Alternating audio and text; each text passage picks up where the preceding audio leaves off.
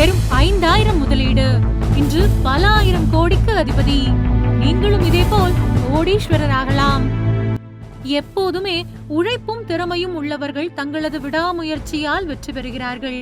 சாதனையாளர்களாக சரித்திர புகழ் பெறுகிறார்கள்.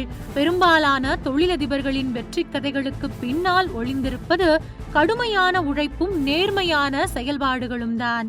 கேரளாவைச் சேர்ந்த ராமச்சந்திரனின் வெற்றி அனைவருக்கும் ஆச்சரியத்தை தருகிறது. ஏனென்றால் அவர் லட்சக்கணக்கான பணத்தை முதலீடு செய்து தனது தொழிலை தொடங்கவில்லை.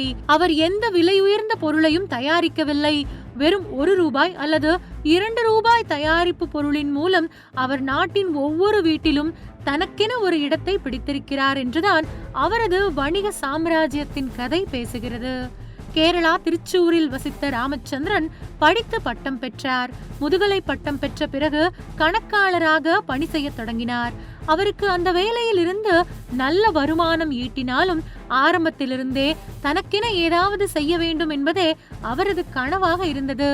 ஏற்கனவே ஒரு படைப்பு மனம் கொண்ட ராமச்சந்திரன் பின்னர் ஒரு துணி துவைக்கும் யந்திரத்தை உருவாக்க நினைத்தார். ராமச்சந்திரன் தனது சமையல் அறையில் துணி துவைக்கும் யந்திரத்தை, ஆடைகளை வெண்மையாக்கும் கருவியை உருவாக்க தொடர்ந்து முயற்சித்தார். பல முறை முயற்சித்தும் அது வெற்றி பெறவில்லை. இறுதியாக ஒரு பத்திரிகையில் வெளிவந்த ஒரு கட்டுரை துணிகளை வெண்மையாகவும் பிரகாசமாகவும் மாற்றும் ஊதா நிற வெள்ளை தயாரிப்பை எவ்வாறு தயாரிப்பது என்பதை விளக்கியது. 1 வருடம் அதை உருவாக்க ராமச்சந்திரன் முயற்சித்தார். இறுதியில் அவர் அதில் வெற்றி பெற்றார்.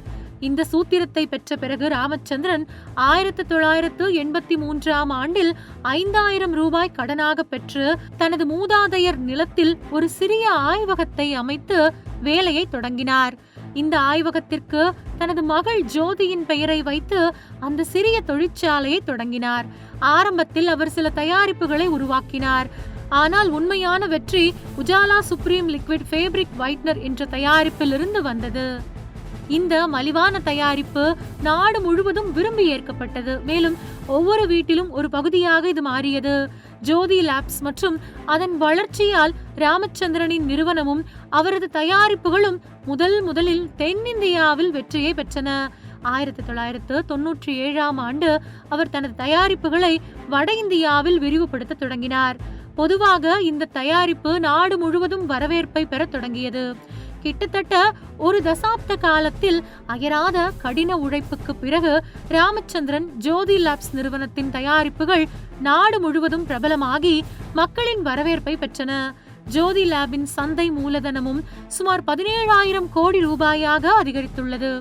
ராமச்சந்திரனின் நிறுவனமான ஜோதி லேப்ஸ் உஜாலா வைட்னருக்கு பிறகு இன்னும் பல தயாரிப்புகளை தயாரித்துள்ளது. அவை இன்று நாடு முழுவதும் விரும்பி வாங்கப்படுகின்றது. ஒரு சிறிய முதலீட்டில் தொடங்கி கடின உழைப்பு, விடாமுயற்சி மற்றும் புதுமையான சிந்தனையுடன் எப்படி ஒரு பெரிய சாம்ராஜ்யத்தை உருவாக்க முடியும் என்பதற்கு ராமச்சந்திரன் ஒரு சிறந்த முன்னுதாரணமாக விளங்குகிறார்.